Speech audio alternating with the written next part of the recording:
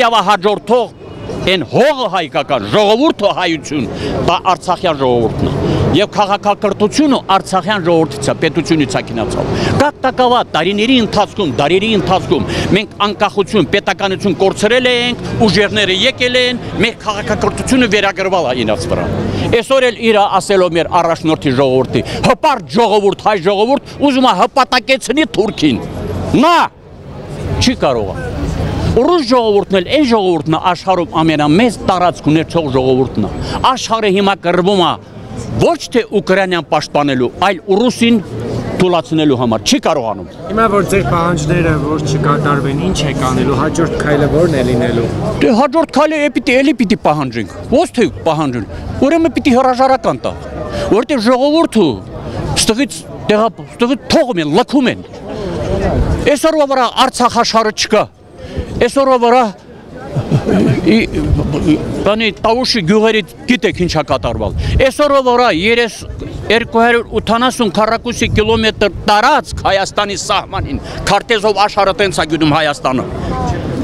280 քառակուսի կիլոմետր թուրքը նստած է, դիրքավորված է այն լեռներում, իշխանասարում, այդ ջերմուկի են լեռներում, Վարդենիսը հակառակ կողմով Քարվաճարից, անգլիացիների միջոցով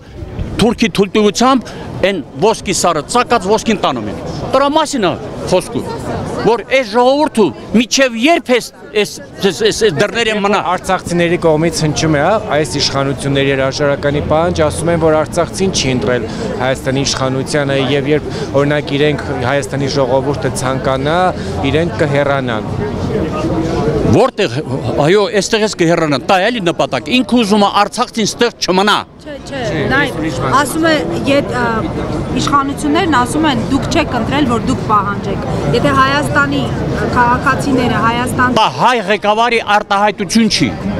Դա պաշտպանության սուտասաների, աշխարհից սուտասաների թագավորը մեր առաջնորդն է այսօրվա վրա։ Այդ ճղճին կառավարությունը, դա Հայաստանի Հանրապետության կառավարություն չի ինձ։ Դա պիտի գրված լինի Ադրբեջանի, Թուրքիայի կառավարության մասնաճյուղը, ֆիլիալը։